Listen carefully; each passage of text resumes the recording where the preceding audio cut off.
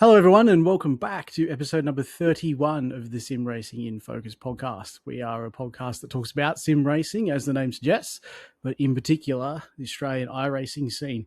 I'm your host, Dean Reddit, and with me, as always, is co-host Jacob Packets Hughes. Packets, how are you this evening? I'm pretty good, mate. How are you? Yeah, not too bad. Just a big day in the heat today, so enjoying a couple of cold beers and a bit of Nice. aircon. We, I think everyone's going to notice, anyone that watches this, both our POVs are a little bit different. I've moved mine and you've got a completely whole different setup now. Yeah, well, I had to throw the old camera in the bin. We're still fine-tuning this one, but hopefully it's a little bit better quality than what's been trotted out there in the past. So I've been sitting on this for a while. To be honest, I should have had it up and running by now, but you know, it's better. We're moving forward millimeter by millimeter with our quality of this podcast. Yeah, no, I think you're right, because you're definitely heading in the right direction, because you're not red like an inflamed hemorrhoid now, kind of like Ray Warren. So well, some people I would say that's a decent improvement, but little do they know that's what I look like all the time. Oh man! All right. Well, we're going to be talking. Yeah, good start. Yep. Straight in the gutter. We're going to be talking a fair bit about, I'd say, Bathurst this week, mate. Last episode was a bit of a news and brews about the Daytona 24-hour, and well, the last couple of weeks we've been pretty busy with racing GT3s at Bathurst. So, including the 12-hour event from this weekend, we also had the real world event last weekend. And we've also been there for round one in the Premier Endurance League. So nothing but GT3s the last 2 weeks, really. So, but I think that's sign of the times, really. We're not doing a whole lot of Porsche Cup like we were this time last year. And it's into the GT3s, mate. So have you found that transition? Yeah, look, it's been good. Me personally, I mean, you know, coming into Premier round one is always confusing for me because I never know what I'm driving. But you know, we managed to get there in the end. I mean, like, ain't that the truth? Yeah, like anyone that was keeping tabs knew that I was running the Corvette, and then, you know, my dog jumped on the keyboard and selected the wrong car when I signed up, so I ended up signing up in the Mustang. So that's how that went out. The one car you've been ripping on the whole pre-season about everyone being sheep and going down that avenue. Yeah, it was a bit of a slow boat, so, you know, it kind of makes sense why I'm not doing too well, I guess. Oh, dearie me. All right. Well, that's what I'm rolling with. Fair enough, mate. I think you're digging deep in the bucket of excuses at the moment, but we'll see what you can come up with. We'll get around to talking a little bit more about the Premier Endurance League shortly. But I think just to kick off tonight, we'll just the start of last episode we talked a bit about setting a subscriber goal. So, but we wanted to hit 250 subscribers on. I think there's 5 platforms now where you'll find Sim Racing in Focus content. So it's Facebook, YouTube, Instagram, TikTok, and Spotify, and also Apple Podcasts. So there's a few there. You know, mate, just a quick stat update for you. We're at 197 on Facebook, so that's leading the way. We're at 79 on YouTube, so we want to bolster up the YouTube, so hence the improved video quality. And TikTok struggling 20. We've got to up those numbers, but you know, it was interesting this past fortnight. We managed to break the 100 subscriber benchmark about 5 times on Instagram. So we went past 100 and then we went down to 99. Then we went back to 100, down to 99. It turns out that whilst I thought we had a really good audience over there in China, the mail order brides accounts kept getting deleted, so they kept dropping below the 100 subscriber mark. But yeah, unfortunately for us. I was going to say, the real question is there, what are you searching for in your day-to-day life that's making the algorithm have them look for you? Some things better left. Okay, moving on. Next question. Yeah, no, but it's we had a good little response initially. So a couple of people went out and straight away and subscribed on all fronts. So I think we seen Jesse Butler was one. I just wanted to give a particular shout out. He went out there and seen his name popping up on all sides. So we're moving in the right direction. We want to get there by the end of the year. So I think we're tracking all right. So we'll keep plugging that away and keep going, and hopefully some people get around and see us on different platforms. But we'll move on now, mate. We'll get stuck into let's do the Bathurst 12-hour iRacing event first. So I think this one will probably get through pretty quickly here. It's been running one this weekend, obviously, so it's probably the freshest in our minds. Mate, no participation from yourself in this one? Nah, I was, look, you know me, I am terrified of Bathurst. I've only ever done 12-hour, and I think I actually did it with like maybe a 1X. Like it was a pretty good run by me, but I drove it like I wasn't putting any good laps down. I was just circulating. I was in the BMW, and I was driving it like, I don't know, probably like 70% just because I was so worried about binning it. But I think by my last stint, I was starting to get some decent pace, and I just sort of felt good. And then it was like, 10 minutes to go, and I clipped the curb on the exit of McPhillamy and almost mega binned it.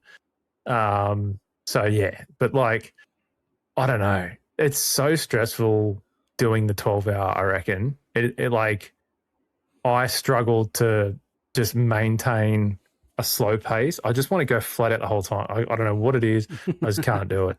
So I just sort of sucked it up and just did Premier, and then left it at that, and left it up to the better drivers of the team, including yourself, to run the reins of the 12-hour, which went really, really well, I heard. We spoke about Daytona being one of the easier enduros. Bathurst is probably one of the harder enduros from an attrition point of view.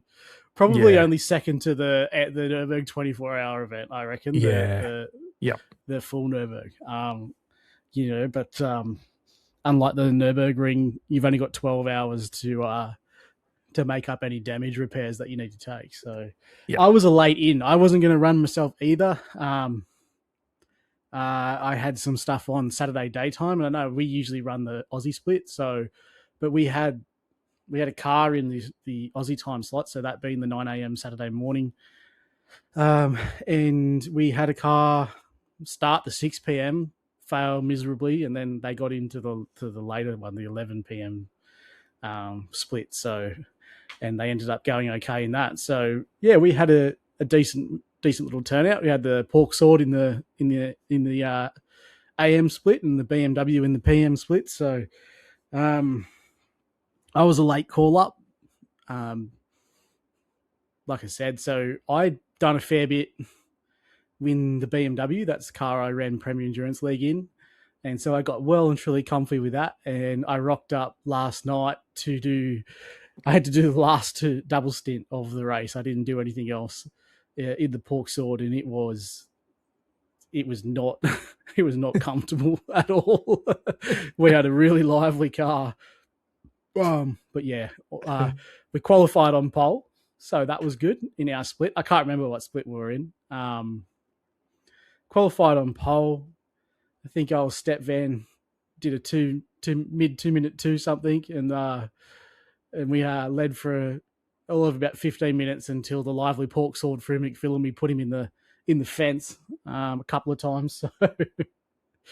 So we after a few repairs, we fell all the way back down to about 36, I think it was, and we managed to drive though the rest of the day pretty well once we got used to the setup. And I'm not sure who chose that setup. It was a rocket ship, but it was way too lively for a 12-hour event.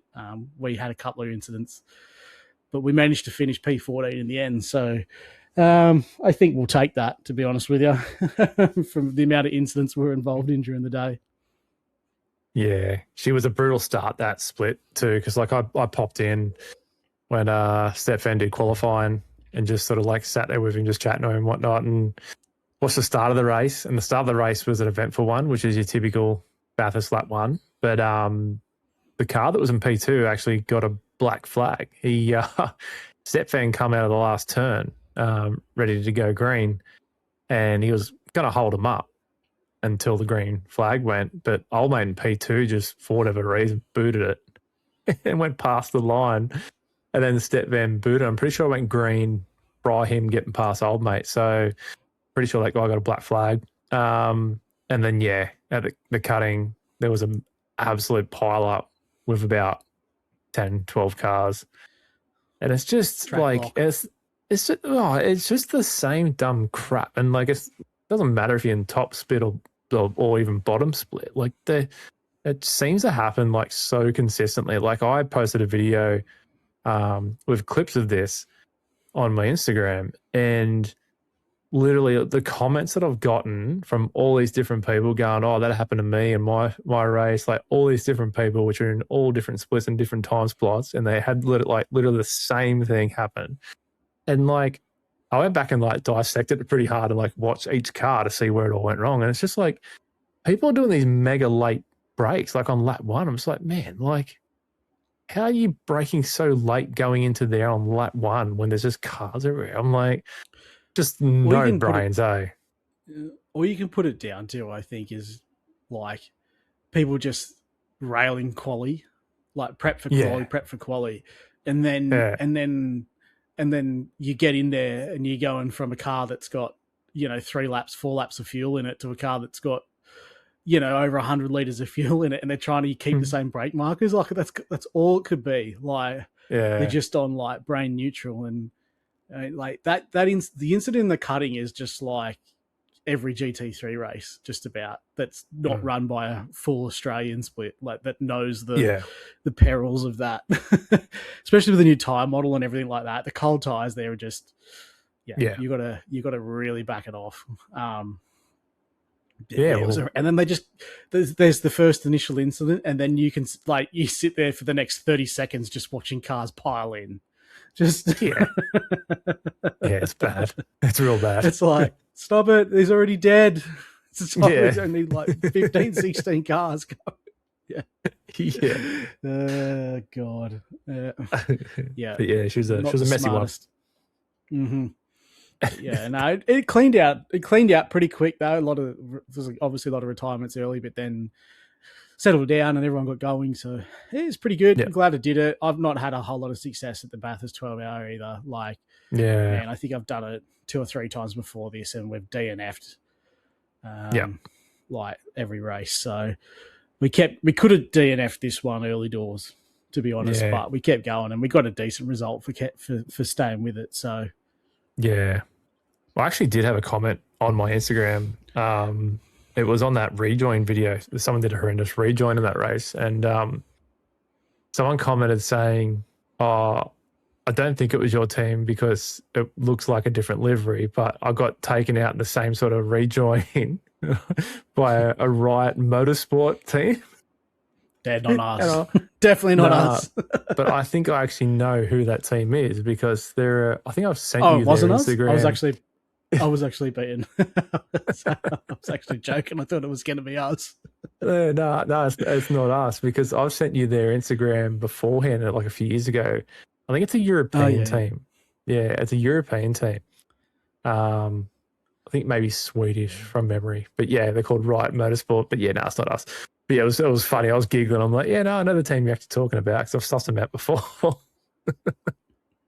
Jeez, eh? Do you know any lawyers, mate? We might have to go after them for using the same name. As a matter of fact, I do.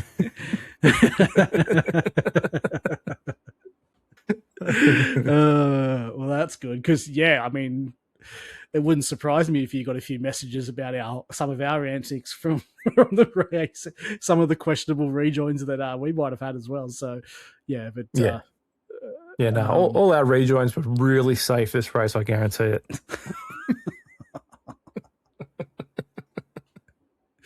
Oh god. I'm surprised I don't have an inbox of abusive messages. I just might, I haven't actually turned iRacing back on since yesterday's event. But yeah, we got. Nah, you won't. But one of our other drivers will be getting inboxed pretty hard.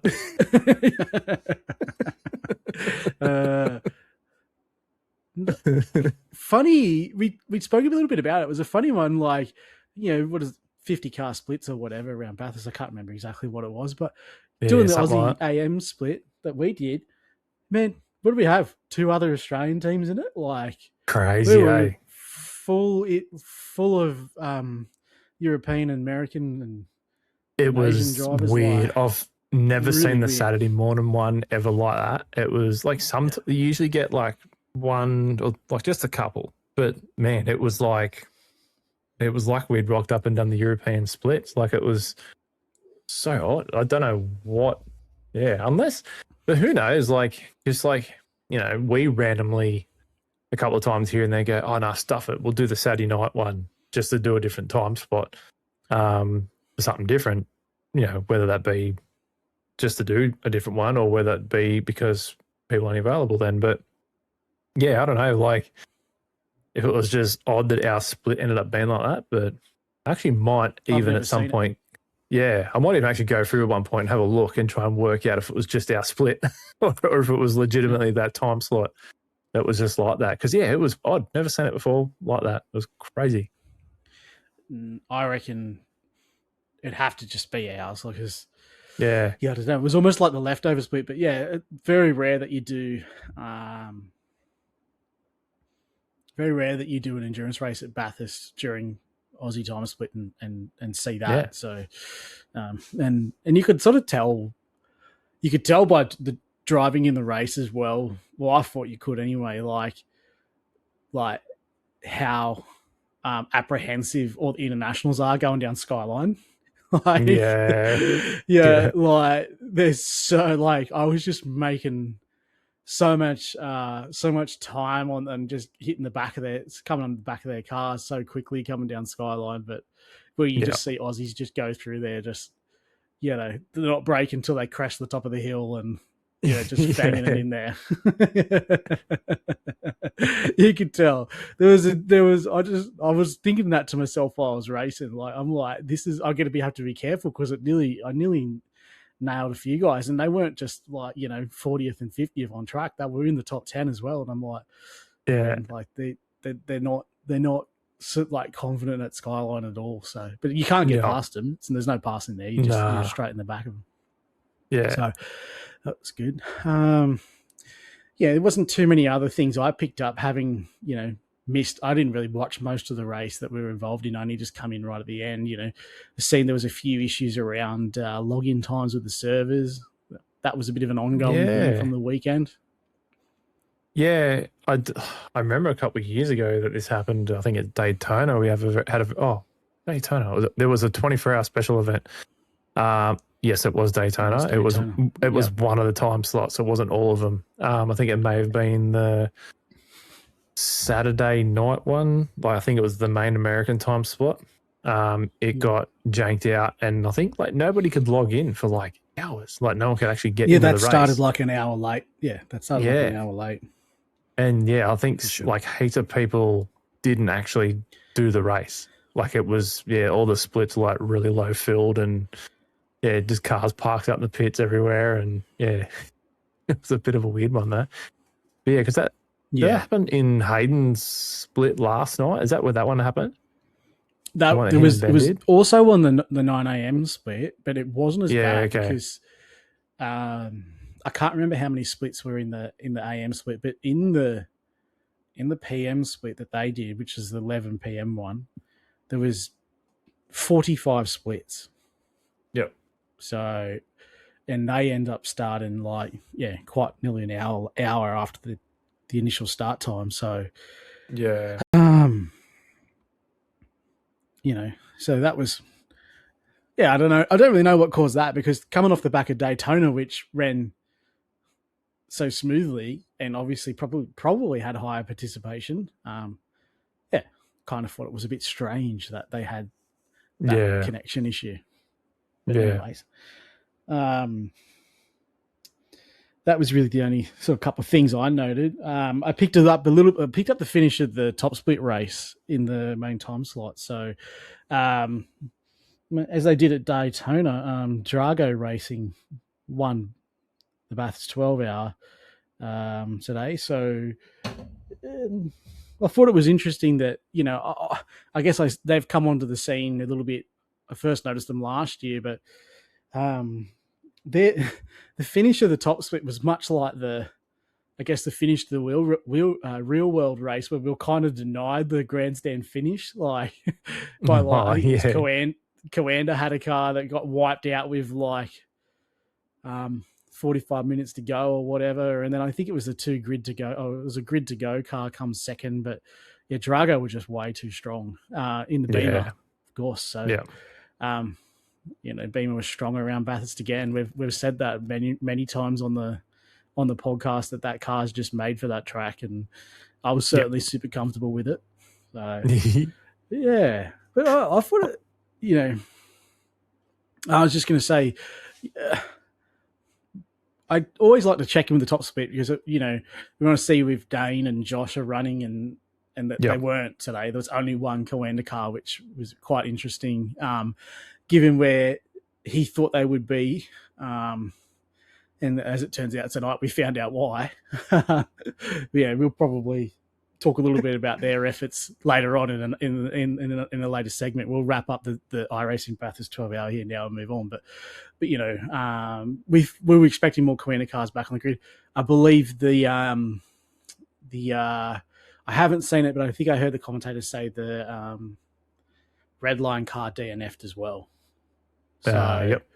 So we got denied a couple of the big heavy hitters there for the end of that race. So I enjoyed the event, but I tell you what, I'm not walking away with the same feeling that I did at Daytona, which it bothers me a little bit, that actually, because the Bathurst 12-hour is probably our pinnacle for the Australian special events, but it's kind of just didn't go off as well as what the Daytona one did.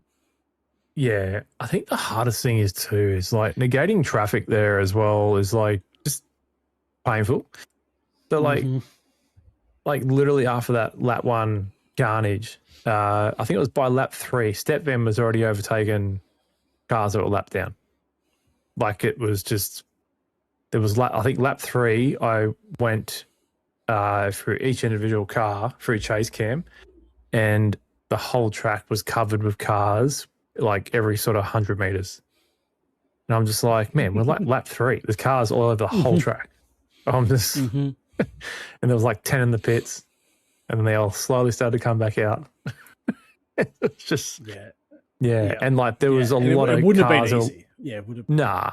And he was coming up behind people Skyline that were just laps down on cold tyres, and they were struggling, and the car still wasn't fixed. And he's nearly run into the back of them. And I'm just like, man, this is the worst track to have this happen.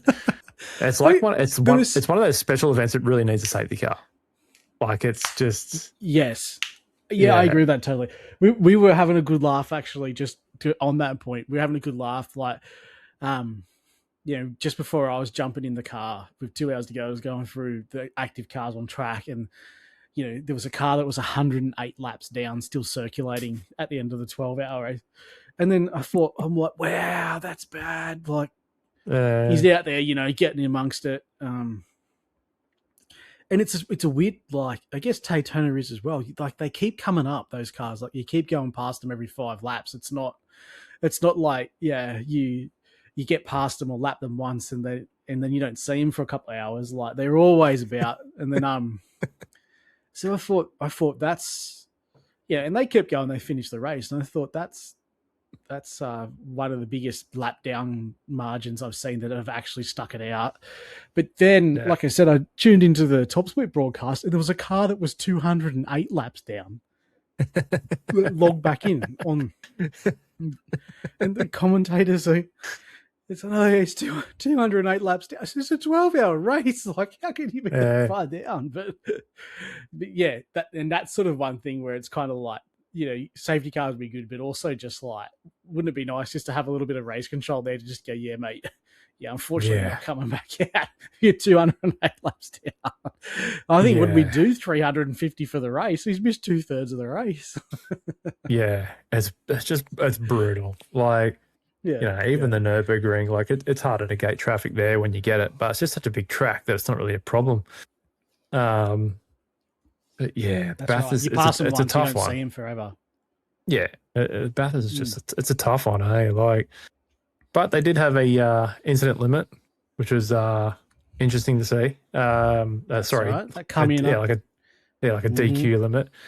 After the back of the team that got 1 million incident points in the Daytona 24 and wiped out a bunch of teams.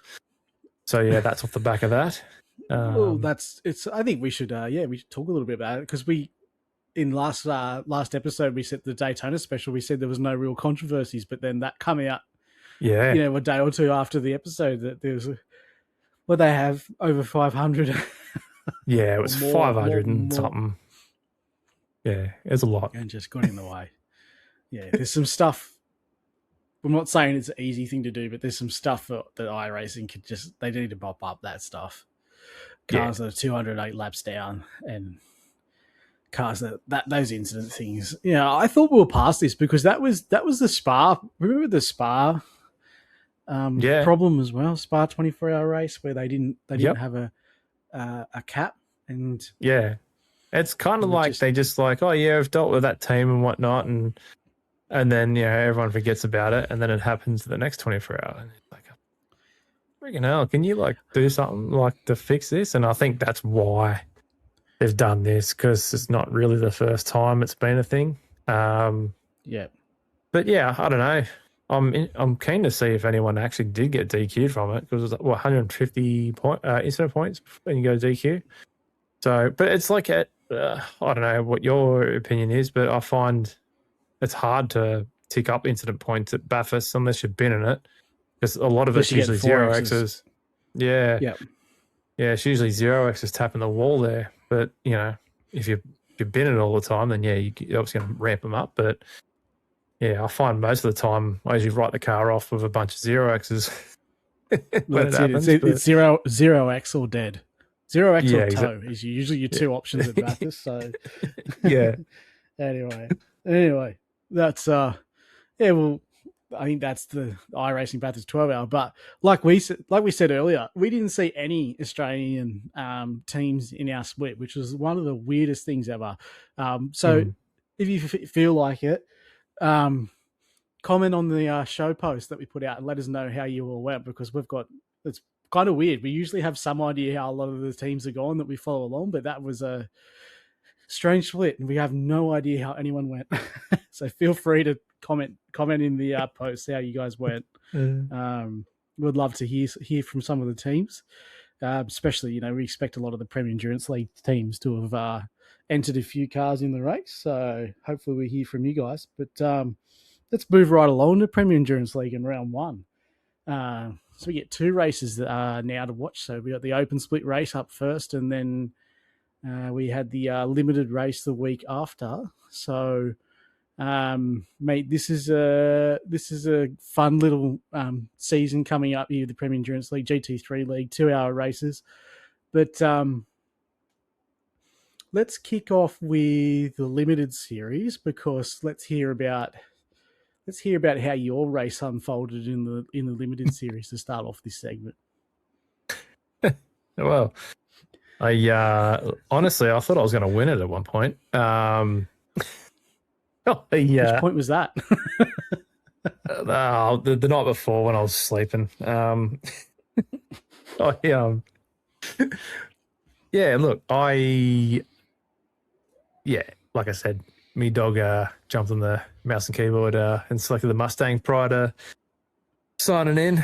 That's what I'm sticking with. That's what happened. So I'm stuck with the Mustang. All honestly, the Mustang felt good. I felt pretty comfortable in it. Didn't feel like I had a ton of pace. I feel like I still needed a lot of time with it.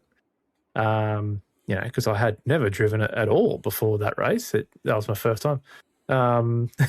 And I went out there in practice and the track felt like it had absolutely no grip. And I think you said the same thing. Yep. And then even qualifying, she felt a bit loose, but I crashed out in qualifying. It's got that new tow rule there now in qualifying. You got to request a tow, and if you do, you're not allowed to go back out during qualifying. You're done. So yeah, I binned it pretty quick and didn't even really set a lap. So I opted in for starting from the pits as a bold strategy to miss anything of a pile up on lap 1. But there was absolutely no pile up on lap 1, and everyone made it through reasonably clean. I think I only actually overtook one car by the end of lap 1. So it was actually really, really good in that sort of sense. But yeah, look, overall, I was pretty happy with the Mustang. As the race went on, I mean, like I did die hitting a puddle on the exit of McPhillamy. There was a puddle on the inner apex near the wall, and there was one on the exit near the curb. And I just clipped it, and yeah, it lit me up.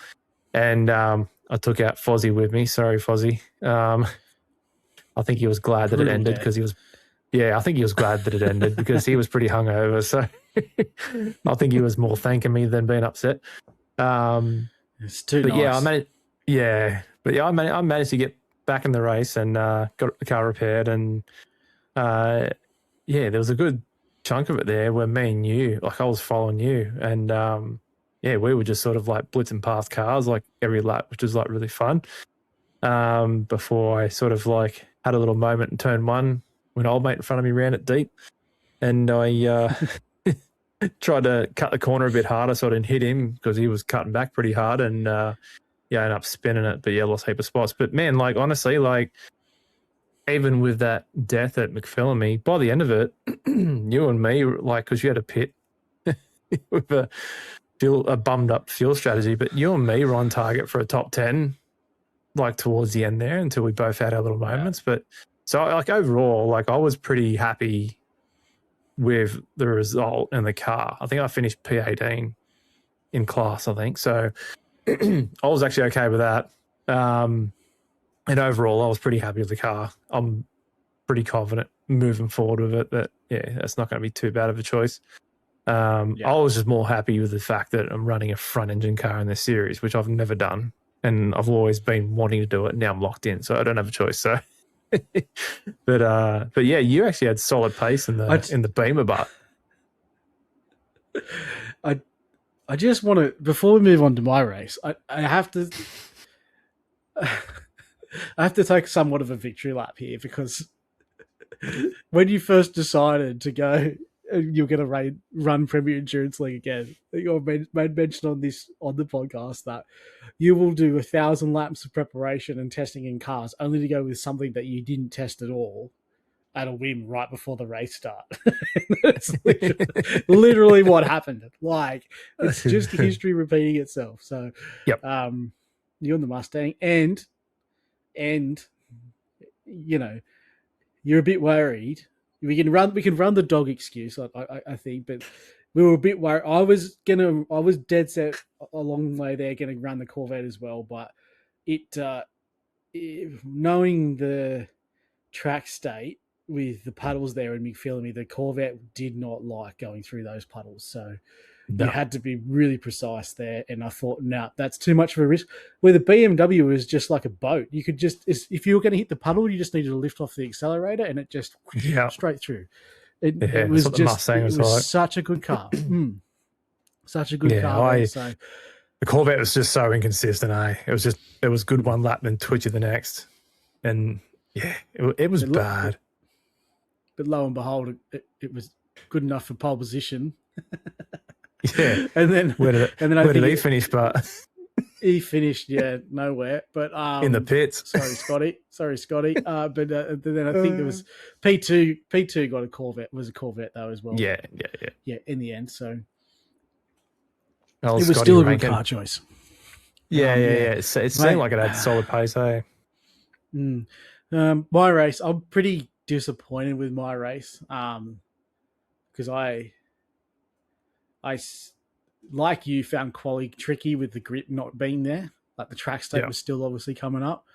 So I only qualified P20, and I was some ways off my practice time still. So P22 or something like that, I think I qualified, which, I thought I had pace to be around about just outside the 10. First stint was remarkably casual, like calm, just nothing much happened. Then we got the safety car at about the half-hour mark. And so I'm thinking to myself, P22, Bathurst pit lane's decent length. I come in to, I think I worked my way up into around about 16th, 15th, 16th at the time. And we had Jesse Butler and a couple of cars in front, and I was just hovering on the edge of the toe. Like, I think I was just outside. I was about 1.5 seconds behind, having sort of gone half an hour, just sort of trying to sit there. And they were dragging me up. But so I thought, okay, pit entry under yellow, under safety car yellow, I'll get back in the draft, because they were nose to tail. And so they went through pit lane, and sure enough, I was able to come in a lot faster, close the gap, hit the pit limiter, bang, got it all perfect. And then looked up the pit lane, and I'm like, "What? Where's my guy?" And there's about 40 or 50, like, not that many cars in front, but, busy pit lane. I'm going down. I'm like, can't see him, can't see him, can't see him, can't see him. And ended up going, and somehow, so I went around. So I'm like, oh, I've missed him. I don't know where he is.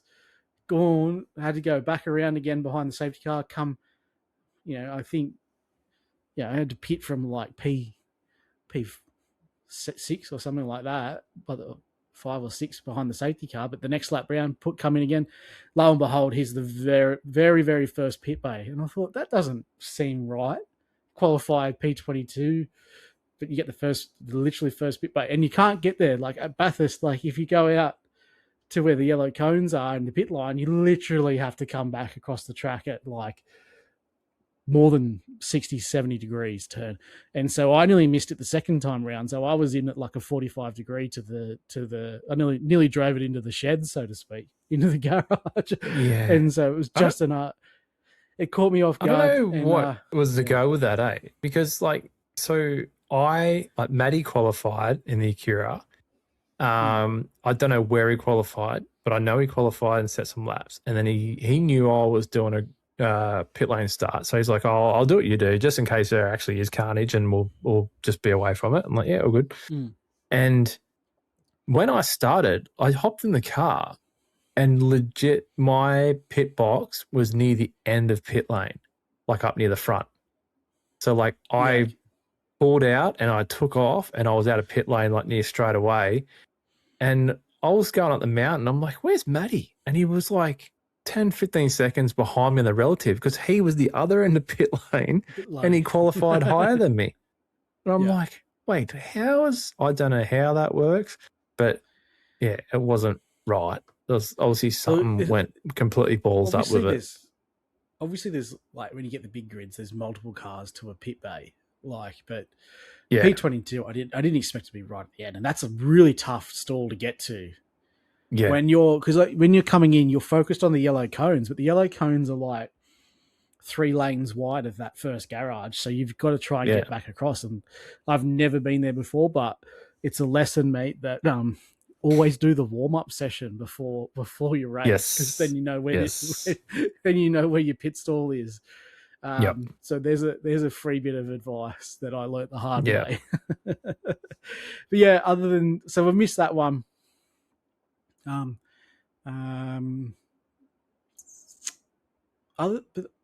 drove back through the field, like I said, pretty good race after that. Like, obviously I went right to the back, P41, something like that. You were down in front of me after it, because you went in and pitted. You caused the freaking safety car. Yeah, it's all your fault. When I died. That was when I died. So you managed to, you caused the safety car. You then got the blue flag wave around. You got your pit stop out of the straight away. You got your tyres out of the way. Yeah. And then you were right behind me in the queue. Yeah. and then you and me just carved it through. Literally, like you done like multiple dives down Conrod, and like I followed you, and yeah, you were picking up like one spot, I was picking up 2 spots behind you. Like it was mint. It was a good little bit there, just following you. Yeah, it was mint. And you had a bit of tire.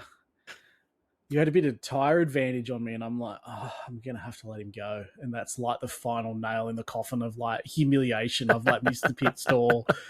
I fucking had to pit again. You come, and you're carrying on the whole time, going, oh, I knew pit lane start was going to be the right thing to do. I'm like, no, it's never the right thing to do. That's piss weak. And then like the thought that I'm just like, I can't shake him. Like, and it's like just sitting there and like, because the Euro Camry's got no noise whatsoever. Like it's it sounds like all I can hear is, I can't even hear my own car. I can just hear the Mustang like screaming in the rear mirror. And I'm like, this is the worst. I'm going to have to bow down and let this bloke go. And then it was like, and then we were lucky that we got to another car and I managed to get him in between us. And then he balked you and you fenced it, you peanut. So yeah.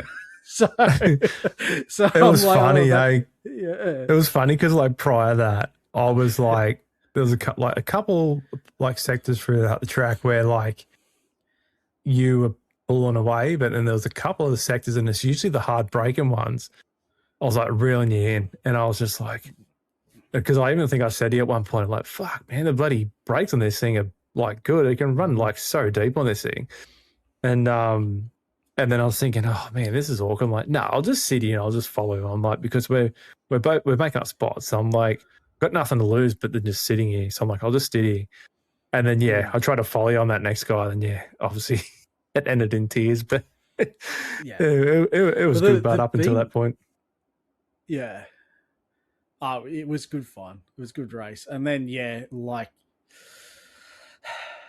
to end up, we drove all the way back up. Well, I drove all the way back up to about, it was P11 and then I had to, the race went 1 lap longer than what I'd fueled for. So I had to pit and I had to take 1.5 liters of fuel on the white flag lap. Yeah, it's rough. I can't remember where I finished, but it was around about P19, 20. So, what could have been, because that 23rd. Yeah, 23rd.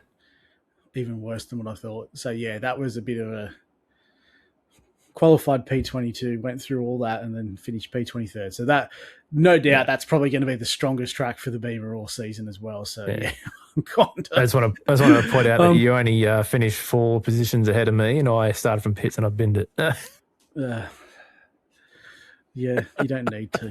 It's frustrating enough. So, but rattle off the podium for us, mate. If you got the results up there. Yeah, I've got it right here. But just before I do that, I've got a question for you. What was your favourite part of that entire race? The favourite part? Yeah. What was like a standout moment for you in the race? I can't even remember that far back. I know there's an obvious answer to this, though. Yeah, I'm only leading to my favourite moment. That's all. Sorry, I've actually got 2. Yeah. You tell me. I'm drawing blank on this one. So I think one of my favourite moments. There's 2. But one of them was when Nigel was inside of me when he was having internet connection issues. Why would that be my favourite part of the race? No, I'm telling you my favourite parts. Okay. And the other one was, I don't know whether to name him, but because I feel bad, but old mate that drove backwards in the Porsche and got disqualified. He pinned it at McPhillamy and then drove backwards in the gravel trap and then got disqualified. That were probably the 2 highlights for me. If my 2 favourites would have been you facing the wrong direction at the skyline. Yeah. And just causing utter carnage. and Greg Heaney turning into a flying saucer at the last corner.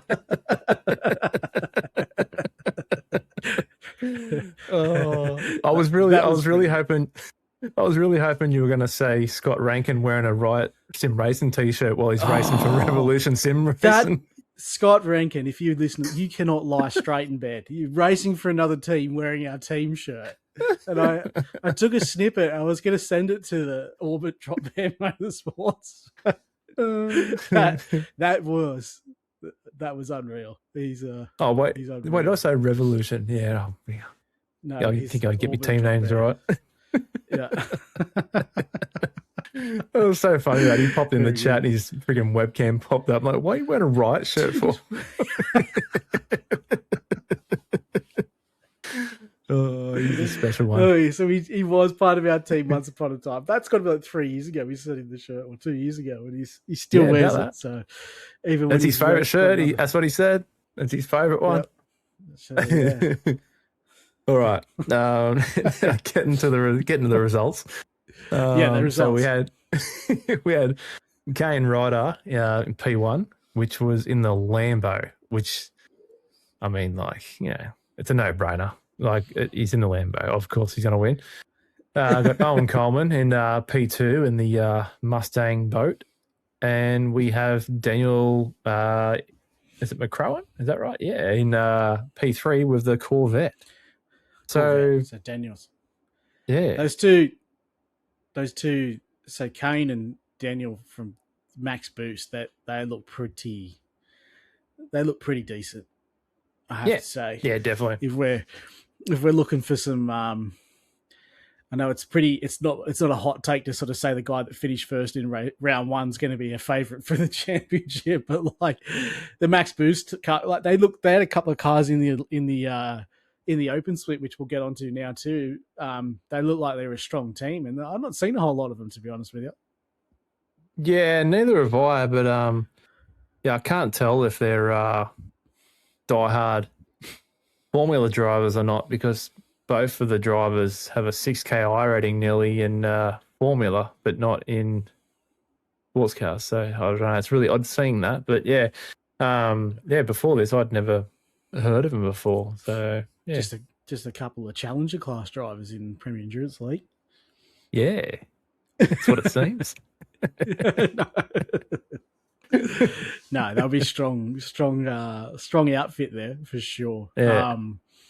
And then Owen as well. Owen's he'll always pop up thereabouts if his cat's not jumping on the keyboard. He usually finishes quite strongly. I hate it when that happens. I'm ready for his pain. That or was it? Oh no, he doesn't. He's not a VR headset, is he? Is he VR headset crashes or anyway? Nah, he's an ultra wide boy. Yeah, ultra wide. He's got the big 50-inch thing now. Yeah, 57, I think. Bloody hell! There's no wonder we're trying to play, mortgage half a house to get RAM or new graphics cards for computers. We need 40 to run something that big. Oh no! Yeah, anyway, God. So yeah, Owen, probably familiar face out of the 3 podium finishes there. So yeah, it was a good race, mate. You look, I haven't watched this race back. I watched the elite split, which we'll get onto a little bit more in a second. But just final thoughts on the limited one here. You watched the broadcast. Apparently, it was a good finish. Yeah, well, I'm glad you just said that you're familiar with the elite one, because I only saw the last lap of the elite one, so I'm glad you can take off of that. But to be honest, the last lap of the limited series was basically the same. So, Owen was in control of the lead on the final half of the race. And then, Kane was sort of like just sitting there, nice and pretty, and then coming down Conrod, managed to get him in the draft pretty well, and then before the hard braking zone, he managed to cut across in front of him and block him, and held the position all the way down to Hell Corner, and Hell Corner's turn one, isn't it? What have I got? What's the last turn? It's not Hell Corner. It's it's off the top of my head. Anyway, irrelevant. Managed to hold him off in the last corner and he got the win. But yeah, Owen was leading on the last lap and unfortunately just let it slip away in the last few corners. Yeah. He didn't try a bump and run in the last corner, did he? He had the opportunity, but he did not. Jeez. What a gentleman, eh? Who would have done that? Yeah, I know. It doesn't even look like he used to drive for us at all. He didn't learn anything from us. Yeah. Very good. Oh, well, that's a good result. Elite split.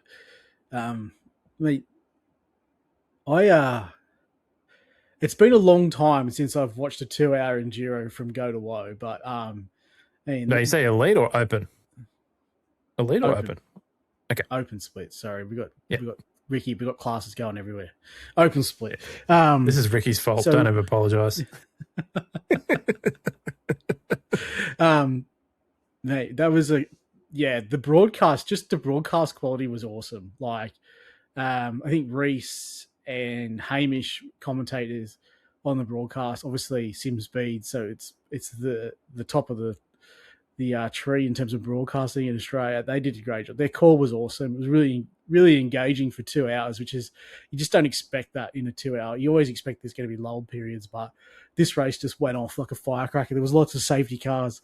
The guys in commentary were really good. So, I was gripped to it. Which had me feeling quite weird because I've been racing nothing but the Porsche Cup for the last 18 months, so I didn't really know why I was so invested in GT3. Possibly because the Porsche Cup is really giving me nightmares at the moment. That new car is not agreeing with me, but that's another story. Elite split. So I've got a couple of key takeaway points. We'll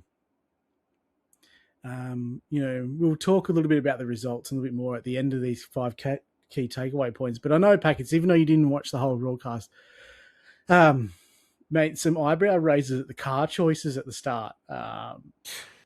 What are your thoughts on that? Because unlike the limited series, these guys seem to file into either the Aston Martin or the Ford Mustang. Yeah, I don't know. It's like sheep versus sheep out there. It's but it's weird, but like we all watched. This was before our race, a week before, and we all watched this. And I didn't watch the whole race, but I watched enough, chiming in and out. And I especially watched the last couple of laps because that was really good to watch. But yeah, I chimed in to see just what the car choices were and what people were doing, and I was blown away when I saw that basically half of it was a Mustang, half of it was an Aston Martin. Oh, sorry, majority was an Aston Martin. But yeah, in our split in the limited series, there wasn't a single Aston Martin. I don't think anyone actually rocked up in it. There was about 3. There was about 3. Okay. Yeah. All right. They weren't. With all due respect, they weren't overly competitive on the night. Yeah. I was honestly expecting Owen to rock up in it because I think he drove it last season. I was a little bit surprised that Owen rocked up in the Mustang because I know Owen's a Chev guy, a diehard Chev guy, and he doesn't like Ford, I'm pretty sure. So I was a little bit surprised by that, but maybe the dog jumped on his keyboard too. Hey, it's possible. Yeah, it's possible. It's happened to me. I'd believe it. But yeah, it's very different because like last season, it was kind of a carbon copy between the limited and open. I'd say the open had a lot more Mercs than what limited did last season, but there was a lot of Mustangs in both splits last season, whereas this one, it seems to be, I think the limited car choices are really good this season. I think a lot of people have branched out and not just driven one manufacturer. Like there was a lot of Lambos. There was even an Audi in there, which I was really surprised to see. Brave soul. And Yeah, but yeah, it's good to see the limited have such a wide range of cars in it. I really like that, and I was surprised to see that. Yeah, it's not full of Astons, which is really good. And I think that the Mustang numbers, it's washed out enough now that the Mustang numbers don't look as bad as what they were in the past. But yeah, open split, a lot of Astons, a lot of Mustangs, and then a couple of Mercs. Crazy. Yep, crazy indeed. One of the other takeaways I noticed, and we sort of touched on it before, is do you happen to note whether the conditions weren't locked, were they, on the day? Because the puddles just never disappeared for 2 hours, even though it was bright sunshine and thought it was just me. Rain. Hey, yeah, I thought it was just me that. Yeah, I question whether I don't know if that's I purposely wasn't hitting it because I didn't want to go near it, so I sacrificed speed on the corner to not hit it. But I was hitting the one on the inner curb near the wall because I found if I railed that hard enough and tight enough, I'd be able to miss the one on the exit. So look, I don't know if it's because people were missing it, but I felt like the inner one was kind of disappearing towards the back end of the race. But I felt like it was taking a long time. I tell you that it felt like it wasn't going anywhere for the longest time. I tell you, a lot of people in the open split didn't miss it. There was a lot of people driving through that puddle. If 50 GT3 cars going around there for 2 hours, you think that puddle's going to disappear when it's bright sunshine, no cloud. I think it's just an iRacing thing. It's iRacing's, the rate at which tracks dry is just a bit crazy to me. Is it iRacing or is it Ricky playing silly buggers? I think it's iRacing. I could be wrong. Because at the start of the race, like water at like turn 1, it disappeared, although it never went entirely. It was still there at the end of the race. Like you couldn't sort of take the apex at turn 1. You had to hang wide. But yeah, just it caused a bit of grief in open split. It did in limited series as well. Like i.e. Rankin hit that puddle 45 times and destroyed himself. But I just noticed it. And I guess because the track never truly dried out right, the safety car seemed to have a bit of trouble with knowing what to do when it was called upon. The first time it got called out, they'd left it running in pit lane and it blew its motor.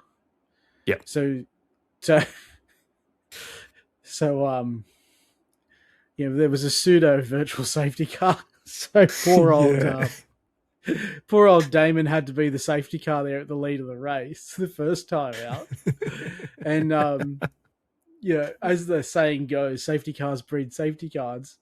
Shortly after the resumption, there was another safety car, and this time it came out, but it was on wet tires and not on slicks. So. I can't recall whether that come back in. I think it did come back in or it towed without permission back to the lane to get the right tyres on. But then also we noticed it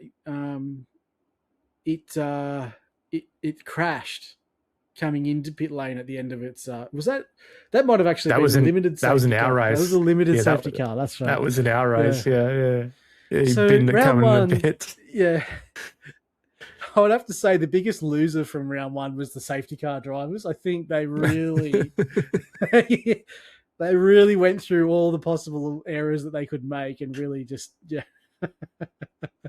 failure to launch in the open split. They had the wet tires and then binning it in the limited series as well. So not a great round 1 for the safety car. I don't know if that's a paid role. In race control, but so that was an interesting takeaway that I had from round 1 as well. Look, the race itself, there was quite a lot of safety cars. It's been a few weeks now. I can't sort of recall blow by blow, but like, Damon was obviously very strong up front. He had a couple of Eclipse teammates with him, most notably Zach Radaway White. They were pretty clearly head and shoulders. I don't know with the car. Just clip it on the car choice. I don't know whether seeing those guys turn up in practice servers sways a lot of people to go that way. The Aston, I was quickest in the Aston in my own testing, but you couldn't hit a curb with it. And the thought of trying to steer that around Aston, I mean, those guys are probably clever enough to figure out a set, but people like me who just rely on like a paid setup or someone else in the team providing something, I knew that I would never handle that thing around. It was hard enough, and I caught a lot of people out, especially on cold tyres out of turn one, and the cutting, a lot of spins. Yeah. That's why I enjoyed the Mustang, like, which is probably the same as, like, to be honest, I tested the BMW, like, with no absolute intention on ever running it. Like, I was running the Corvette, like, that's what I was running. But yeah, like the BMW, like, felt like a boat. But if you hit the curb going through the left-hander after the grate, if you took too much of that, it was really forgiving. Down through Skyline, it was really forgiving. And the Mustang was the same. You just sort of just like cruising along and just like, it just felt so easy. Even if you just rolled off the slightest little bit, it was just too easy. Like it was comfortable. Yeah, they were definitely some of the safer options. But I think I actually did a lap in the Aston, and I struggled to actually get out there on cold tyres. Like that thing on cold tyres is mental. It is so hard. I felt like I was Skinner. I felt like I had to be 3 seconds a lap slower for the first 3 laps to bring the tyres up safely before then you start knocking out the good laps, where the Beamer, the outlap I found I was like about 2.5 seconds off, and then it was like a second and a half off, and then it was half a second, and then it was into the window. Like, so bringing it up from colds was a lot easier, and you could push it a lot earlier. But the Aston caught a lot of people out in open sweep. Turn 1 was the worst. After every safety car restart, or when people come in and did their tyre change, there was people spinning off into the infield from turn 1 almost always. There was a huge wreck after the first safety car there. I think there was about 8 people destroyed in that wreck. But, the regular safety cars meant that Damon and Zach couldn't really build a big enough sort of advantage over the field, and they kept getting pulled back in. But, I think it was around about half an hour to go. The last safety car got called. I think it was about half an hour ago, and the 2 leaders come in, and Damon took tyres, but Zach didn't. And so I think at the time Damon had around about a 6-second lead, and that evaporated.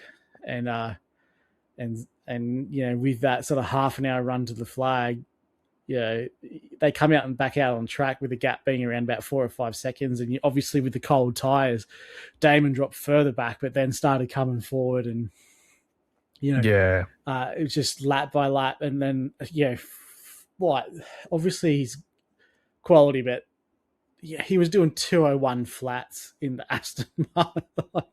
By the time he got those new tyres up to speed. And it's just fast lap of the race he got is 201.1, which is like rapid. It was like, I think the next quickest time is Zach's, which is like a 201.5. And this is like with the puddles not going away on the track, no draft, so like the 201, bloody hell, it's probably a sub 2 minute lap in the conditions that the special event was run in this weekend. So we interviewed like Damon not too long ago, and like we had a good chat about iRating and everything he's done on iRacing and whatnot. Like, do you remember what his iRating was? Like, I thought it was like 7,000 or 8,000. Yeah, so it was 8K. Like when we were chatting to him. Do you know what it is now? I seen it was like 11. It's 11.5K. Yeah. That's like, that's mental. Not only is just he like lapping the field, like literally on track, it's also like lapped in the iRating category as well. Like that's yeah. Well, I think I heard them say it was the seventh highest sports car iRating Yeah. in the world. Like, Yeah. bloody hell. Yeah. Insane. Insane. Bit sweaty, mate, or Yeah. good? No. Yeah. No, but obviously, like, he's going from strength to strength. Yeah. But he's on a definitely on a good run at the moment. Yeah, he's definitely farming something. I wonder which. No. MX5s maybe, or I don't know. Yeah, he's just railing the MX5s to get that iRating up. Yeah. Doing production car challenge every day. Yeah. I mean, even the supercars is not a bad iRating farm once you get a Yeah. Well, actually, no, it's not. It's terrible because it's not going official much. Well, at least it wasn't the last time I looked. So, really, is it? I haven't been keeping tabs on it, but I'm that. Yeah, right. Okay, it's terrible. Last that time didn't I take tried long. to do a few. No, it didn't. It dropped off hard. Yeah, it could have changed. We're talking 12 months ago. So, yeah, but yeah.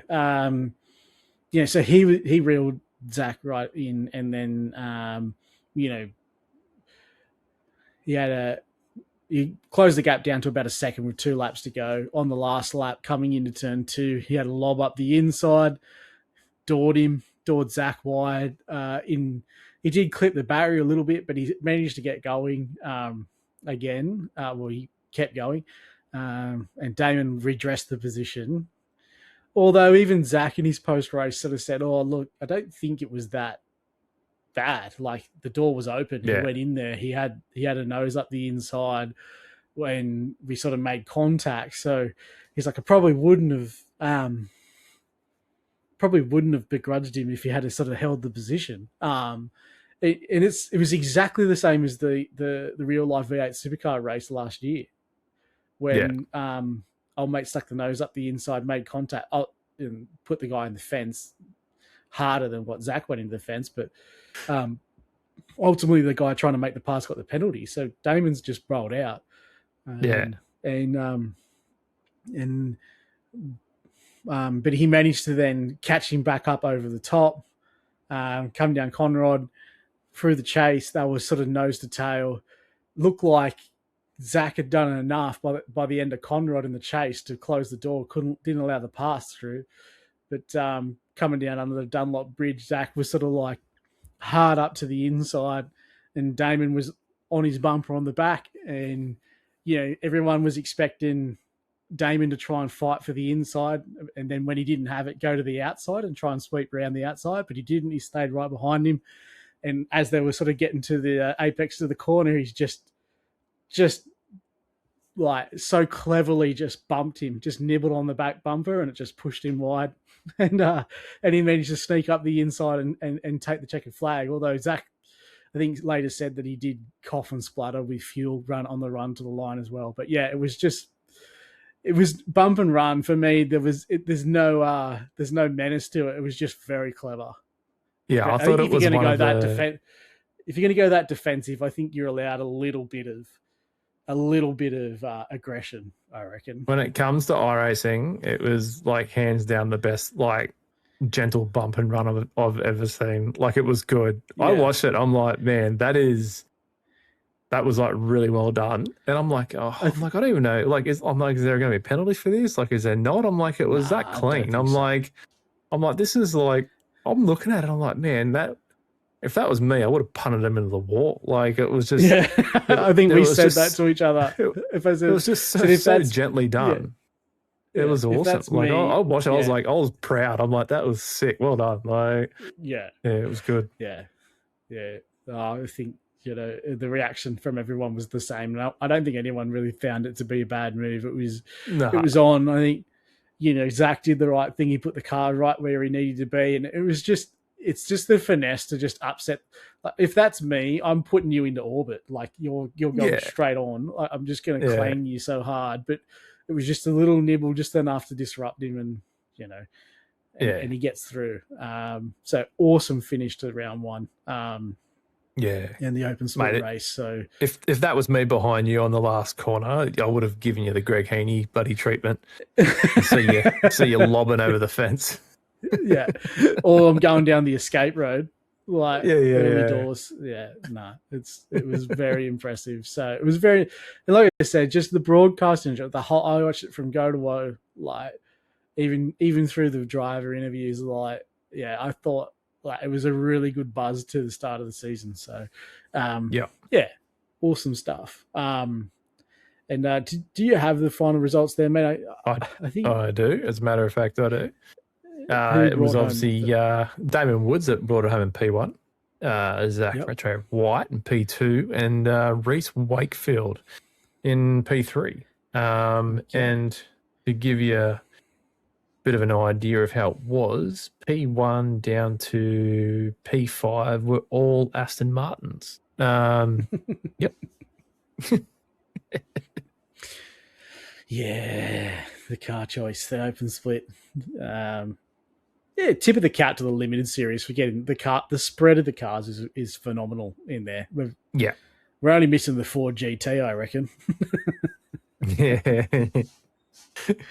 Yeah, no, it's good. Cracking. I was really happy to rock up and see that, and like I was actually really proud too, because I'm like, oh, there's so many Lambos in here. It's awesome. Like, I remember when I was the only one that would run the Lambo, and then there was seasons where nobody did, and now we've got I think it was like 3 or 4 Lambos. So I'm like, it's good to see it. Like, I like seeing people just drive what they like and what they feel comfortable with. It's not just pace dependent. Being a sheep, it's good. Yep. Nah, awesome round one. Mate, look, I think that's pretty much it. I don't think I have any other takeaways from Premier Endurance League. We obviously look forward to Adelaide now in round 2 coming up in March, so that's not going to be too far away. I guess we can talk. Yeah, we touched on before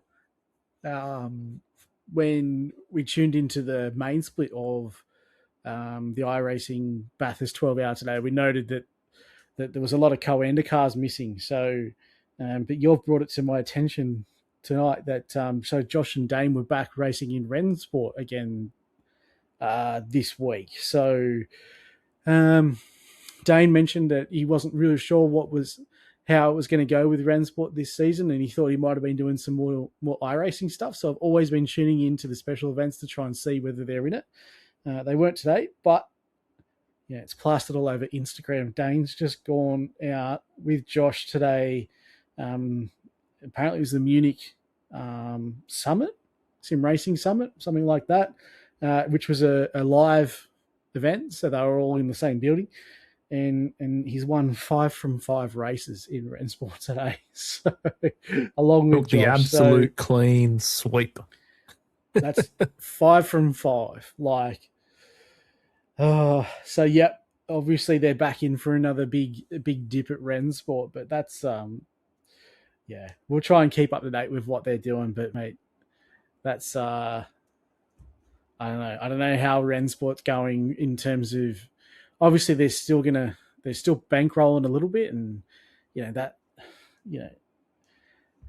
I think when we were researching for that podcast episode with Dane, the one particular event that I was looking into, they had like 250,000 US, and it was like a 6-day event. Like, yeah, so that's a lot of money. It's not sort of like the Porsche Esports Super Cup where it's done over like a year or 9 months of the year or whatever. This was like, 6 days in a row. Yeah, yeah. Like, so God only knows what, if they're still continuing to bankroll that the same, like what that means for them taking home that potential prize money. Yep. Yeah, no, she's I think it's definitely a solid one. Like, it's good to win, maybe overall on points or whatever, or maybe get 1 or 2 wins. But yeah, to take the clean sweep when win 5 races overall is it's a bit of a doozy. Yeah. Yeah, so it's been interesting. The absence of Coanda, obviously Drago's coming on the scene now in the iRacing scheme of things, but and obviously Porsche Motorsport, or who now Dane's driving for, got heavily involved with Rennsport, so that's opening new doors for him there.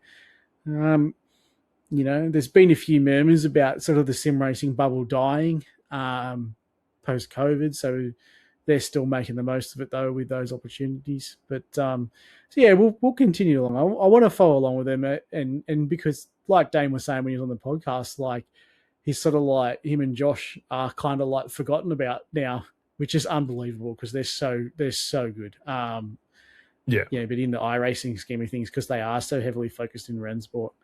And you know what, mate? I've even contemplated going out and buying Le Mans Ultimate now. There's also receiving so much good feedback about how that's coming along. I know you own it, don't you? Yeah, I own it. And to be honest, I do like it. I think when it comes from anything other than iRacing, I think Le Mans Ultimate, I flogged it only because, it was motorsport games and all that.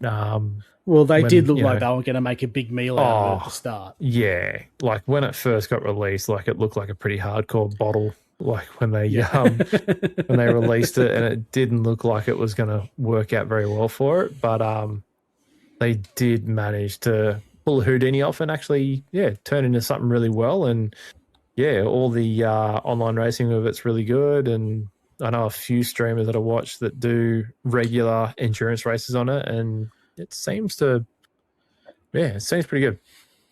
We'll have to make a point of it this year to watch the Le Mans 24-hour virtual event, because that'll be the official platform for it, will it not? Yes. I think I've seen a couple of posts, not posts, but people talking about, looking forward to doing it this year. I think even Max Verstappen might have mentioned, like, in passing that it might be coming up. So, and that'll be the big build up to what it's been structured around, because after R Factor 2's last attempt in the Le Mans 24 and how well that went, where Max told everyone to uninstall it and never play it. So this has been a big build up to, if it goes good, like I hope it goes good, but if it goes bad, like it won't end well. But I think it'll be okay. Without having played it and without knowing what the online service, it does feel like, I think there's genuine optimism that it's going to be a really good event. Yeah. Which is good. I think, we can't have it on iRacing. If we can't have Le Mans on iRacing, then whoever has it has to put on a good event. And if it means like iRacing gets put on hold for the week and everyone goes over and freaking does that, then I think we would rather that than lose it altogether to just, general shitness and a platform that buys the rights but can't actually produce the race. So I'm keen to that. Keen to look forward to that and watch that. It's just a little bit of a side segment there away from iRacing. But mate, before we sort of wrap this one up tonight, I just, you've been going gangbusters over there on your Max Packets channels. And I believe you've got a few questions for us, our listener questions tonight. So I might just throw this one over to you to take it away. Yeah, look, I am a bit of a late one. I quickly put out a post on my story asking if anyone had any questions for the podcast tonight. And unfortunately, I only got a couple. But look, the other day we did it last time, and I thought, we'd have a crack this time, and why not? So where are we? We've got right here.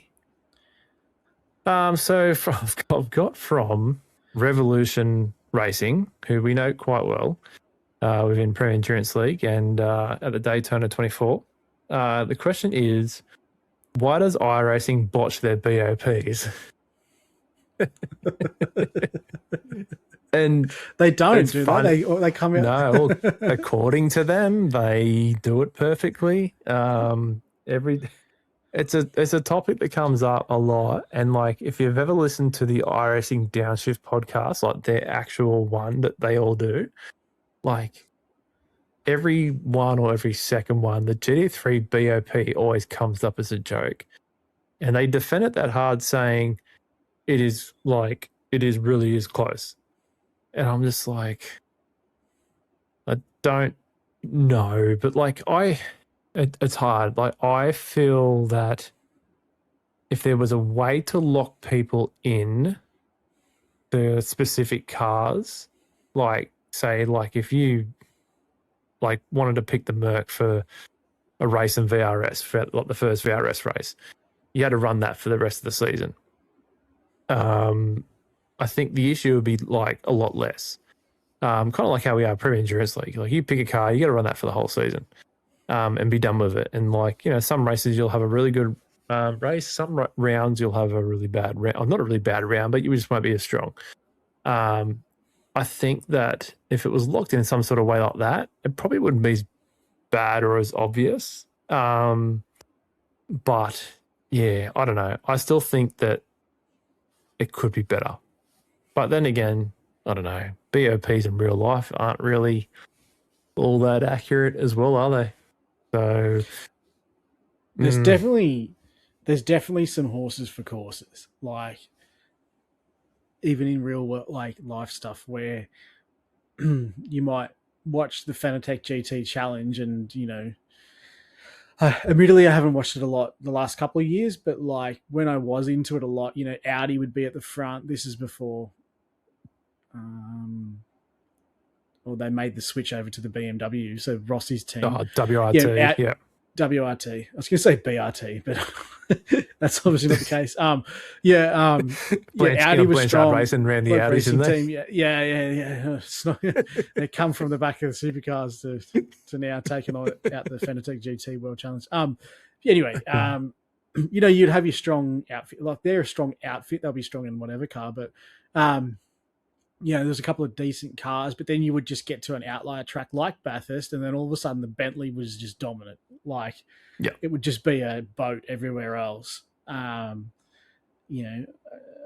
so there is the outlier track. So for the special events, I can forgive it a little bit when people find out what the best car is, and then all of a sudden they just flock to it. It is the VRS seasons that are consistently dominated by I think it was last season was like the Mustang every single race. You just know that that's not going to be the case. Like you get to those smaller tracks, like that Mustang should be nowhere. On your big fast tracks, for sure, it should be a strong car. So that's when it's kind of like I can't really get behind when they say it's that even. Well, here's a hot take. What if iRacing had, let's say you pick the Mustang for round one or week one in VRS, and if you get to week two, if you get to week two and you choose the Aston, your iRating gain is halved by 50%. Of what its actual outcome should be. Like, do you think, you know what I mean? Like, do you think that would honestly sway people from picking the sheep car of the week to suit the track? Because, like, that would literally force people's hands to go, oh, I'm going to run with this car this season. Or do you think it would or do you just think we'll constantly just see the same cars every week? Yeah. No, I don't think, like, people like getting, like, 20 iRating over, say, 40 for winning a race. I don't think that would persuade them. I don't think there's I know there's a bit of a narrative where people feel like they need to build the iRating, but I do generally think when you've been around iRacing for long enough, the iRating thing's a bit of most people don't care. Unless you're really trying to gun for, a particular, pro series or whatever, and of course it's important then, but like generally to most 95% of the client base it's not really that important. I could definitely see a thing where, like, if it's a 12 race season, that your car choice after round 4 gets locked in or something like that, like but there's obviously, as much as they'll never admit it, there's obviously some truth to they will always make a new car relatively strong. otherwise, why did the Acura just come out and be so dominant on launch? Like, sort of reflective of, I don't know. I don't watch IMSA that much. Is it that dominant in IMSA? There's just a handful of teams that run it. But that everyone was in that thing. Like that was, go back 3 or 4 Premier Endurance League seasons. That thing was everywhere. So some of it, I feel like there's, the Porsche is always generally thereabouts. The fact that Porsche has been so strong in the last 2 endurance events, like obviously Porsche have big sim racing tires. There's a big corporate angle there for them to be a relevant car. When you see something like Audi now, I know Audi's about to withdraw from the GT3 championship in the real world, but it's just off the planet. Like it's undrivable. Yeah. But it's still going well It's so weird too, because like, it was strong in the last 2 endurance events, the Porsche. But like the old tyre model, it was horrendous at both of those events. And you wouldn't even sneeze on it. So like it's so odd. Like big swings. I think they need like another this year worth of data. Not data, but just to be able to gauge like how the new tyre model really affects these cars when it comes to like BOP, especially like the endurance events. Because it's so different than like previous tyre model. Like, because like I said, you wouldn't even pick the Porsche ever at Bathurst or at Daytona. Like you just wouldn't. Nah. And now they're solid. So go figure. Yeah. I believe BOP will be a discussion point for a long time to come. Yeah. Right, what else have you got for us? The next question is, it's actually it's actually a 2-part question. I don't know if I should say the second part, but it actually is kind of fitting to the photo that I use to ask these questions. So we have one of our team members, Step Van, has asked a question here. It says, I never see Dean wear the new shirts. Does he not like them? Because, oh God, I can't even say that. Why do I not wear the new shirt? I did start to wear it. We had an issue with the sizing. So, but I kind of also like the yin and yang thing that we've got going on, the black and white thing. It seems to I think it goes well in the thumbnails rather than being both in the same. I wear both shirts. Typically I do race in a shirt as well. So,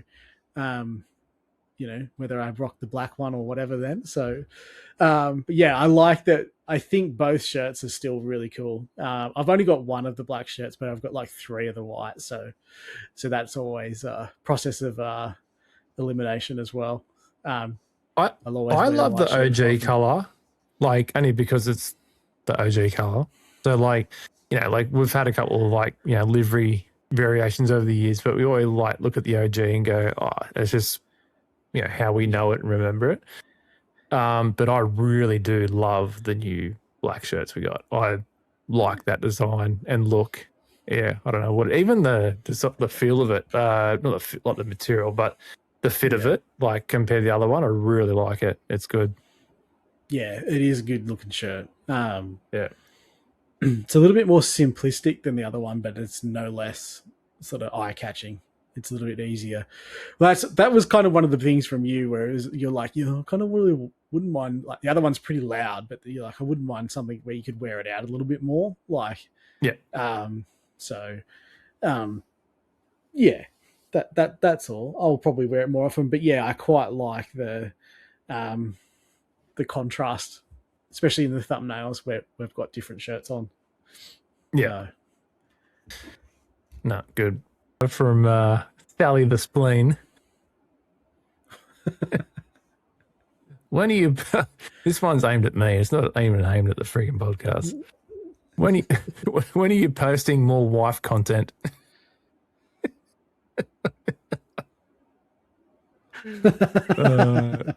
This is from a person I know in New Zealand that's obsessed with any time I post anything with my missus on it on my Instagram.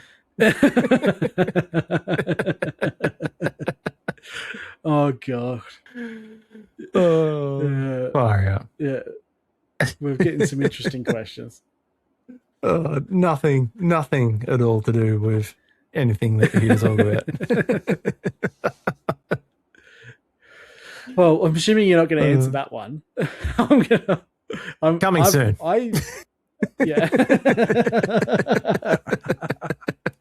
Oh God. I found one. I found one just trolling. Well, you sent it to me, and I thought I would ask it on the podcast, mate.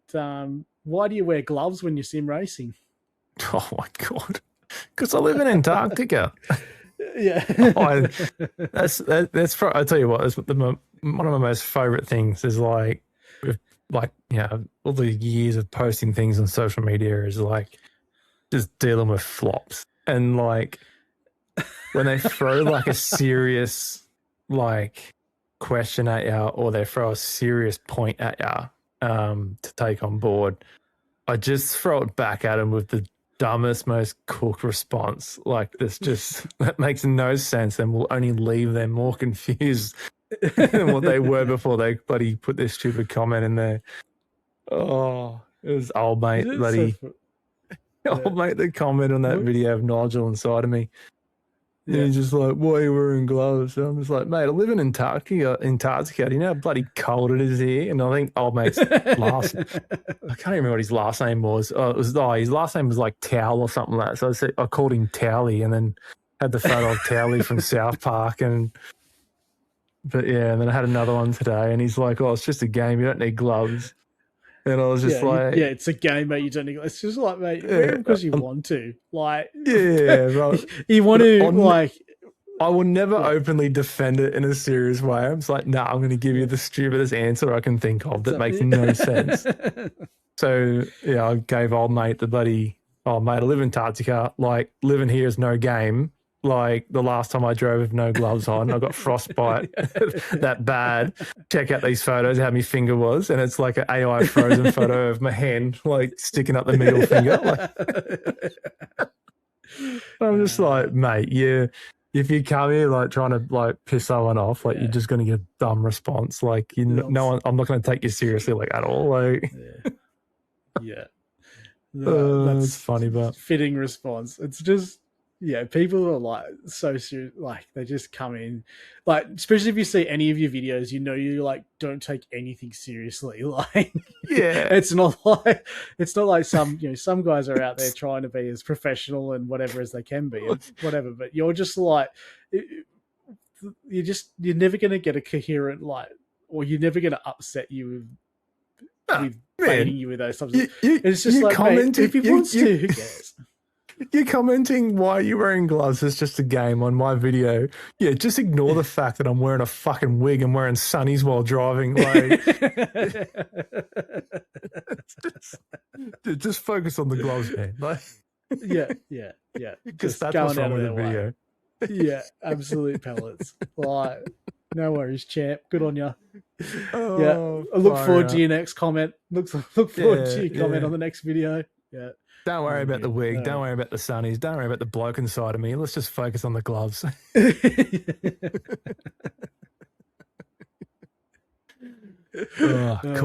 Cookers everywhere. All right, let's leave it there. Obviously everyone tuning in still at this point dealing with our ramblings. If you haven't already, go over and give us a follow on Apple, Spotify, YouTube, Facebook, Instagram, and also TikTok. We'll be back. We'll start looking at lining up our next round of guests. We've had a good couple of weeks where we've just enjoyed a little bit of downtime, a few beers, just to talk a bit of nonsense. So we'll hopefully have a little bit more guest content coming your way.